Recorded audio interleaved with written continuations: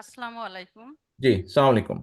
বোন, আপনি একটু আমাকে বলেন যে এই যে এতক্ষণ আপনারা যে আলোচনা করলেন, বিভিন্ন জন কথা বলেছে 31 দফার আলোকে, এই বিষয়গুলো মানুষের কাছে যে পৌঁছে দেবেন, এটা কেন পৌঁছে দেওয়া প্রয়োজন বলে আপনি মনে করেন? এটা তো আমরা আমাদের দলের ব্যাপার, আমরা দলের একটা 31 দফা দিয়েছি, দলীয় নেতাকর্মীদেরকে আমরা জানালাম যে ভাই, আমরা অনেক কাঠখড় পুড়িয়ে অনেক সময় নষ্ট করে মাথা ঘামিয়ে আমরা এই 31 দফা তৈরি করেছি।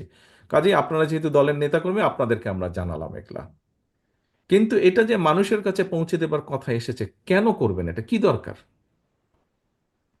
এটা মানুষের কাছে রুট লেভেলে যে পৌঁছে দেওয়ার উদ্দেশ্যই যে আমাদের বিএনপিকে সামনে এগিয়ে নিয়ে আসতে হবে এবং ধানের শীষে যাতে ভোট আসে সেই জন্য আমরা যাই এটার তাদেরকে সাথে এক বোঝাবো। মিনিট, এটার সাথে এই ধানের শীষের ভোটের কি সম্পর্ক এই 31 দফার সাথে রে ভাই? না, 31 দফার যে মানে যে উদ্দেশ্যটা সেটা হচ্ছে আমার রুট লেভেলে যে তাদেরকে বুঝাইতে হবে যে কি। বুঝলো তারা, বুঝে তাদের লাভটা কি? বুঝলো, ঠিক আছে, বুঝলো, খুব আপনি বললেন টললেন, তারাও বুঝলো টুঝলো।